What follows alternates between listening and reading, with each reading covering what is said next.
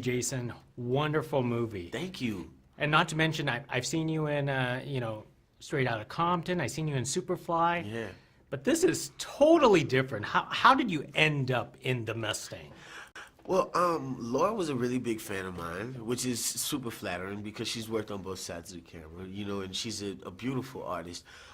But when I read the script, I was sort of stoked, in this really sort of gray situation that they're in, that I could be such a life to it, you know what I mean, and sort of put a smile on the entire movie. But I had never worked with horses before and never ridden a horse before and was completely terrified of horses. So it was just really cool to be able to sort of level up a little bit, and move the needle for myself, yeah.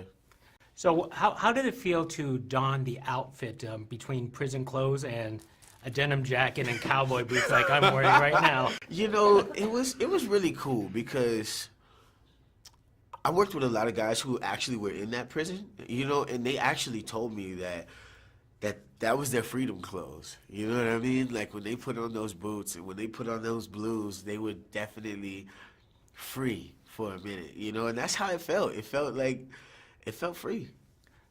So how much training did you have to do for to be riding horses yourself? Man, I had to do overcome fear training. I had to do everything, pretty much everything. But I was over dedicated. I was one of those guys who showed up early and left late every day. And I cleaned horse stables, I cleaned horses. You know what I mean? It wasn't just about riding. It was actually about creating that bond. And all the wranglers and all the cowboys who I worked with really, really respected that. They were like, for an actor, you could have took the easy route out, but you definitely went over and beyond, and I think it shows in the film. You really cleaned the horse stables? Yeah, I did. Yeah, I did. They were really impressed by it, actually, but after you love an animal, you know what I mean? It's kind of hard to watch it just, sit there in its own, you know what I mean? Yeah. How much admiration do you have for your own stuntman? Oh my God. This guy, Dwayne, complete champion. You know what I mean? Just in life in general. Like, this is a guy who's had the best and worst happen to him. He's won rodeos, but he's also had, because he fights bulls. So he had a bull actually hit him in the mouth. The horn went through his mouth, and a bunch of teeth were missing and all that, but can still get right back on a bull and ride a bull and get back on a horse. It's just crazy. You know what I mean? It was completely Superman stuff that this guy was doing. You know what I mean? Like, he's Superman to me. I love that kid. Did you wish you could do some of those stunts?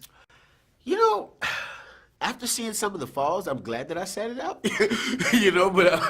But yeah, man, to have those skills would be incredible. This is a guy who can stand up on a horse and, while it's going full speed. It's just crazy. It's crazy. One last thing. Can you call yourself a horse whisperer now after this movie? I think I can. I think I can definitely call myself a horse whisperer. They had several times in the film where I really had to be able to not only control the horse, but control the way I felt. You know what I mean? And to be able to do both simultaneously and still have that come across on screen